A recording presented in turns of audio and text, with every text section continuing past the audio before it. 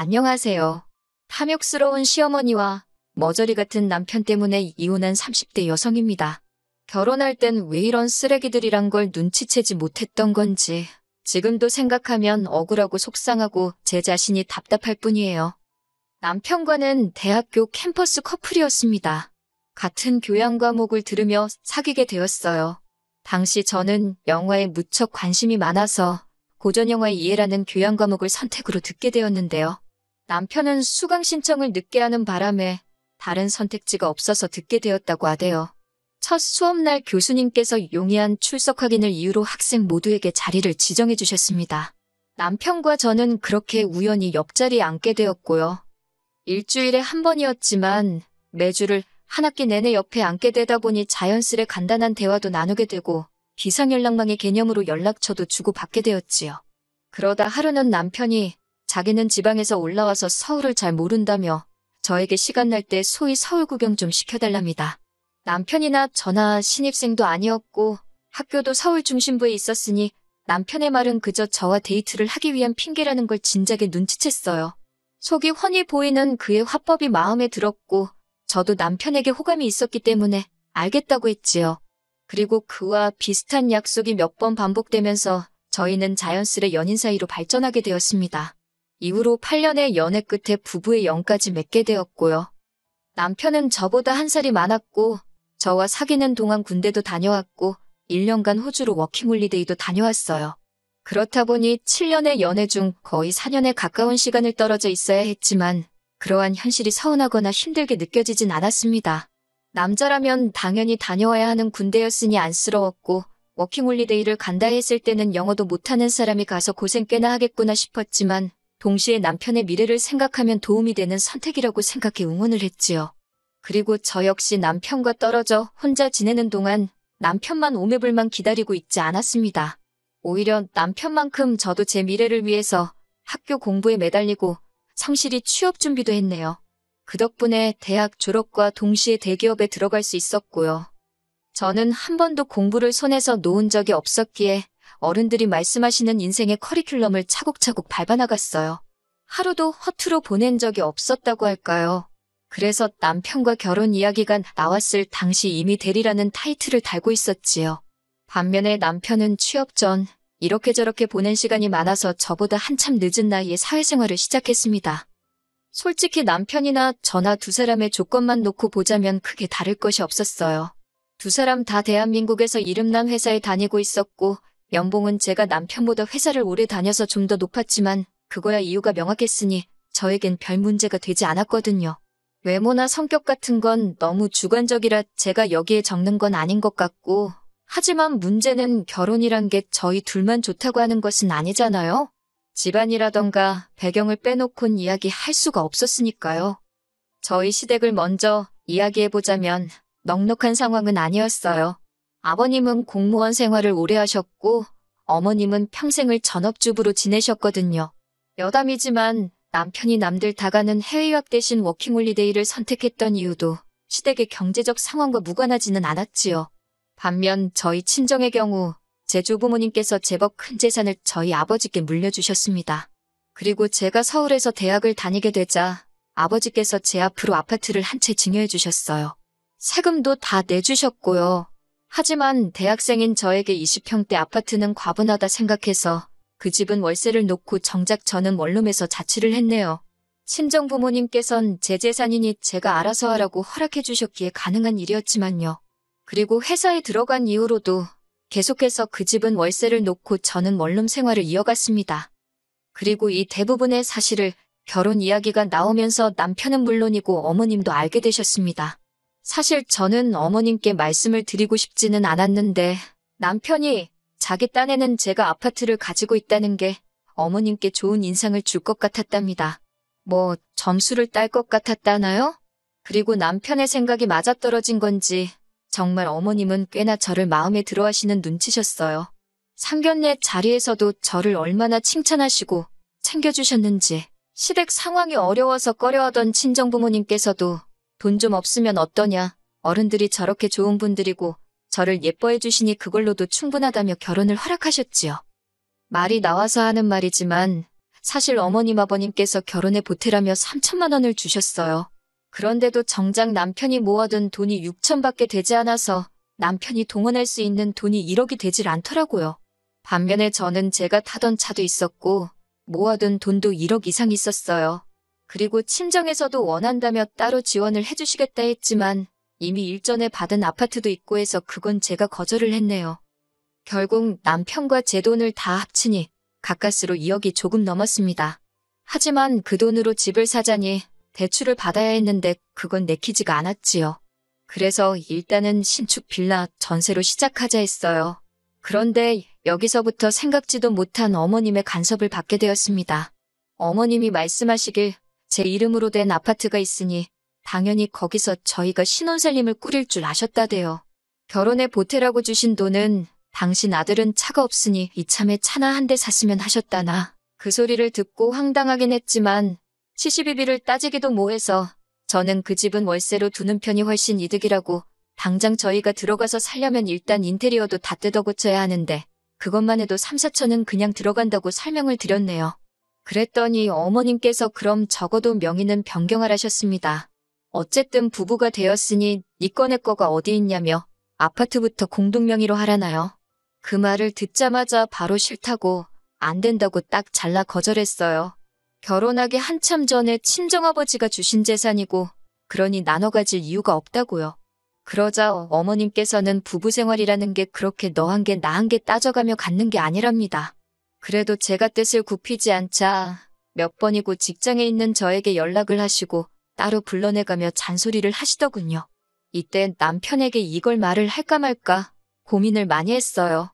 그러다 거의 2달 가까이 흘렀을 즈음 어머님께서 서럽다며 제 앞에서 우시더라고요. 이게 다 제가 시댁에 돈이 없다고 제가 당신 말을 무시하는 거라면서요. 그때는 솔직히 너무 열받더라고요. 이러다 잘못하면 내가 정말 나쁜 며느리라는 오명을 쓰게 될지도 모르겠다 싶었으니까요. 결국 남편에게 어머님이 공동명의를 하라고 강요하신다는 사실을 털어놓았습니다. 그런데 저는 중재 좀 해달라는 뜻이었는데 엉뚱하게도 남편이 한다는 말이 사실 자기도 조금 서운했다는 거예요. 자기는 제가 공동명의하자고 해도 당연히 안 했을 거지만 그래도 아예 묻지도 않는 저를 보고 좀 실망을 했다나요. 어이없고 황당해서 지금 그걸 말이라고 하냐니까 부부 사이니까 솔직하게 털어놓는 거랍니다. 어찌나 찌질하고 한심해 보이던지. 하지만 이때만 하더라도 결혼한 지 3달도 되지 않았기에 이혼 같은 건 솔직히 생각해보지도 않았습니다. 그저 정신을 똑바로 차리면 큰일 나겠다. 그 정도로만 생각을 했달까요? 그래서 얼마 지나지 않아 남편더러 돈 관리는 각자 하자고 했어요. 어차피 당신이나 나나 버는 건 비슷하니까 각자 관리해도 괜찮을 것 같다고요. 생활비 명목으로만 150씩 내놓고 200은 앞으로 당신과 나의 미래를 위해 저축을 하자. 그리고 나머지는 각자 알아서 양심껏 관리하자니까 남편도 좋다대요. 하지만 공동명의 사건 이후로 어머님은 저를 따돌리기 시작하셨어요. 얼마나 유치한 방법으로 저를 없는 사람 취급하시던지요. 남편에게는 위로 결혼한 아주버님이 한 분 계셨는데 저는 어머님이 형님을 그렇게 예뻐하시는지 그때 처음 알았네요. 한 번은 어머님께서 동네 아주머니들하고 산에 다녀오시다 샀다면서 무슨 열쇠고리 같은 걸 사오셨는데 제 것만 없더라고요. 식사를 할 때도 고기 반찬을 집어다 형님 밥그릇에 얹어주시면서 당신 말 잘 듣는 며느리만 당신 며느리라고 하질 않나. 그런 일을 3-4번 당하고 나니 저도 사람인데 기분 더럽더라고요. 저를 불쌍하게 보는 아주버님과 형님의 눈빛도 짜증나고 그런 유치한 짓을 하시면서 저를 비웃듯 바라보시는 어머님도 어이가 없었거든요. 솔직히 그런 상황 속에서 남편이라도 우직하게 제 편을 들어주었다면 제 감정이 이렇게까지 격해지진 않았을 거예요. 하지만 남편에게 어머님이 나에게 하시는 행동을 봤냐며 제 고충을 토로하면 돌아오는 반응은 자기는 그런 낌새를 못 느꼈답니다. 그러면서 오히려 저를 마치 어머님이 하시는 말이며 행동이면 무조건 예민하게 받아들이는 그런 여자로 몰아가더라고요. 그래서 이후로는 시댁일에 관해서는 아예 관심을 끊어버렸습니다. 그러다 지난 추석이었습니다. 남편만 보냈습니다. 추석 전에 있던 어버이날에도 제가 드린 용돈은 받으셨고 선물도 챙기셨으면서 식당에선 일부러 제 공깃밥만 주문 안 해주시고 저한테 말도 한마디도 안 걸으셨거든요. 그리고 이후로 있던 어머님 아버님 결혼기념일 때도 제가 용돈 100만 원 챙겨드렸는데 그 돈으로 아주버님하고 형님만 데리고 여행 다녀오셨더라고요. 물론 어머님께 제가 쓰시라고 드린 돈이니 그 돈으로 여행을 가시든 어디다 기부를 하시든 제가 뭐라 말할 입장은 아닙니다. 그리고 어머님께서 저한테 당신이 어디 간다, 누구랑 간다 그런 걸 보고하셔야 할 의무도 없고 이유도 없다는 것도 잘 알지요. 하지만 적어도 아주버님네와 여행을 가기로 하셨다면 참고로 아주버님네는 여행비를 부담하실 상황이 전혀 못 되십니다. 그러면 남편하고 저한테도 한번 같이 가겠냐고 물어봐 주실 수는 있는 거잖아요? 어차피 저희는 바빠서 같이 못 갔을 텐데요. 게다가 여행지에서 돌아오셨을 때도 당신 아들인 남편 선물만 달랑 사오셨습니다. 저한테는 심지어 깜빡했다, 미안하단 말씀조차 없으셨고요. 그렇게 계속 무시와 괄시를 당한 마당에 제가 추석이랍시고 시댁에 가서 음식을 하고 말 그대로 식모 노릇을 하고 싶었겠어요? 그래서 남편한테 혼자 가라 했습니다. 그랬더니 남편이 한다는 소리가 그러면 돈이라도 얼마 챙겨드려야 하는 거 아니냐입니다. 그래서 당신이 드리면 되지 왜 나한테 찾냐고 단칼에 거절했어요. 그랬더니 우물쭈물거리며 한다는 소리가 어머님이 명절에 고생을 많이 하신다고. 저도 너무 화가 나서 그 고생 내가 시켰냐고 소리를 질렀습니다. 그랬더니 남편도 꿀먹은 모마냥 더 말은 못하고 현관을 나서더라고요. 남편은 추석 연휴를 오롯이 혼자 시댁에서 보냈고 저는 친정에서 지냈어요. 친정 부모님이 걱정하실까봐 각자 집에 가기로 했다고. 요새는 우리 같은 부부가 많다고 대충 둘러댔지만 친정어머니가 대번에 눈치를 채셨습니다. 저더러 시어머니양 뭐 안 좋은 거 있냐고 물으시더라고요. 정말 친정어머니가 그거 딱 하나 물어보셨는데 순간 눈물이 쏟아질 것 같았지만 결국은 아무 말도 하지 않았습니다. 저희 친정부모님 성격에 제가 그런 처지에 있다는 걸 아시면 분명히 가만히 계시지 않을 테고 하지만 그때만 하더라도 연애 8년, 결혼 1년 합의 9년이란 시간이 너무 아까웠어요. 그래서 어리석게도 버텨내겠다고 생각했지요. 추석의 마지막 날 시댁에서 돌아온 남편이 한다는 말이 어머님 아버님이 제가 안 와서 너무 서운해하셨답니다. 그 말이 전혀 믿음이 가진 않았고 저도 가슴에 맺힌 게 있던 탓에 내가 안 와서가 아니라 내가 돈 봉투를 안 보내서 그렇겠지라고 쏘아붙여버렸네요. 그랬더니 남편이 한숨을 푹 쉬면서 한다는 소리가 저더러운 너도 그 돈 안 들여서 마음이 불편하지 않냐입니다. 찝찝하지 않냐고 그래요. 그러면서 지금이라도 계좌이체 해드리라는데 어이가 없어서 내가 못하러 그런 짓을 하냐 받아쳤습니다. 그리고 남편더러 돈 벌어서 뭐하냐고 어머님 아버님이나 챙겨드리지 그러냐니까 자기는 평소에도 잘 챙겨드린답니다. 그래서 당신 낳아서 키워주신 부모님한테 당신이 잘한다는데 내가 무슨 말을 하겠냐고 휴잔았네. 그러며 한껏 빈정댔네요. 이후로 연말에 크리스마스에 신정에 지난 설까지 정말 단돈 10,000원도 시댁에 안 보냈습니다. 전화도 안 했어요. 그랬더니 설 연휴가 끝나고 바로 어머님께 웬일로 연락이 다 왔더라고요. 죄 지은 것도 아닌데 내가 왜 피하나 싶어서 전화를 받았습니다. 어머님께서 이따 당신이 올라오신다며 만나자 하시길래 알았다 했어요. 다행히 남편이나 저나 설 연휴 이튿날까지 쉬었기에 바로 그날 늦은 오후 어머님을 만날 수 있었네요. 카페에 앉기가 무섭게 어머님께서 저더러 지금 뭐하는 짓거리냐고 따지시더라고요. 그래서 무슨 말씀을 하시는 거냐. 어머님이 먼저 저 없는 사람 취급하고 그러지 않았냐. 그리고는 뒤이어 그동안 제 가슴에 맺혔던 말을 다 토해냈습니다. 그랬더니 어머님께서 하신다는 말씀이 너도 나를 무시하지 않았냐. 그래서 나도 너를 무시한 거다. 사람이 무시를 당하면 얼마나 기분이 나쁜 건지 제가 직접 느껴봐야 정신을 차릴 것 같았다는 말도 안 되는 논리를 펼치시더라고요. 제가 어머님께 전 단 한 번도 어머님을 무시한 적이 없다. 무시할 것 같았으면 애시당초 어머님 아들하고 결혼하지 않았다고 했어요.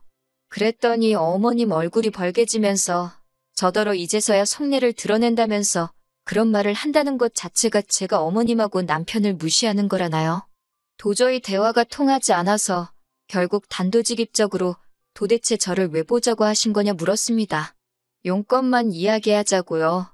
그랬더니 이때까지 입에 풀 발라놓은 것 마냥 입 딱 다물고 있던 남편이란 작자가 저더러 한다는 말이 모든 걸 원점으로 돌리잡니다. 제가 남편한테 무슨 소리냐고 똑바로 말하라 했어요. 그랬더니 이 모든 게 제 아파트에서 시작된 거 아니냐면서 이제라도 공동명의로 돌리래요. 부부가 공동명의로 집 하나 가지고 있으면 남들이 보기에도 그림이 좋지 않냐면서요. 그런 말을 들으니 망치로 뒤통수를 한 대 세게 맞은 듯한 기분이 들면서 동시에 이 사람이 훗날 저희 부모님이 저에게 재산을 물려주신다면 그마저도 탐내겠구나 문득 그런 생각이 들더라고요. 그래서 어머님을 바라보고는 그럴 바엔 차라리 헤어지는 게 낫겠다고 했습니다. 제가 어머님께 이런 소리까지 들어가면서 이런 남편이랑 왜 살아야 되는지 모르겠다고요. 어머님 아들은 제 아파트만도 못하다고 아무래도 제가 지금 남편과 제 아파트 중 하나만 골라야 될 것 같은데 전 아파트를 선택하겠다 했네요. 그랬더니 어머님께서 저더러 미친 X라며 이럴 줄 알았답니다. 돈밖에 모르니까 공동명의 이야기가 나왔을 때 말이라도 생각해 볼게요. 소리도 안 한 거라면서. 남편도 계속 저더러 너 후회 안 하지? 후회하네. 그러는데 그 모습이 참 구차하대요. 후회는 무슨 말을 꺼내기가 어려웠지. 하고 나니 속이 다 후련하다고 소리를 질러버렸어요. 이후로 집주인분에게 양해를 구해 집을 내놨습니다. 이건 여담이지만 집주인분께서 보기 좋은 신혼부부였는데 왜 이혼을 하냐고 하도 캐물어서 시어머니 때문에 이혼한다 하니까 폭풍 공감을 해주시더라고요. 당신도 시집살이를 못 견뎌서 이혼했다면서 그래도 저희는 애가 없어서 다행이라고 그리고 동병상련이라 느끼셨는지 집이 나가는데 적극적으로 협조를 해주시겠다 했습니다. 솔직히 시원섭섭도 아니고 그냥 시원해요. 9년이란 세월을 생각하면 가슴이 쓰리지만 미련은 없습니다. 저는 할 만큼 했다 싶거든요. 남편은 엊그제 서류까지 내고 오니까 이혼이 실감이 나기는 하는 건지 저한테 정말 자기 없이 살 수 있겠냐는 헛소리를 해대더군요. 웃으면서 약 먹었냐, 돌았냐 그랬어요. 당연히 살지. 너가 없으니 이제 더 잘 살게 생겼다고요. 그리고 어젯밤 어머님한테 장문의 문자가 왔습니다. 기어이 끝장을 보자는 거냐면서 멀쩡한 당신 아들 이혼남 만들어 놓았다며. 아니, 저도 이혼녀돼서 열받아 죽겠는데 말이에요. 읽다가 짜증나서 어머님한테 마지막으로 제 재산 탐내는 돼지 같은 어머님 때문에 저희 이혼하는 거라고 했습니다. 하긴 남편도 쪼다등신이었고요. 그리고는 어머님 번호 차단해버렸어요. 인생에서 똥 한 번씩에 밟았다 생각해야지요. 자, 이제 씻어내겠습니다.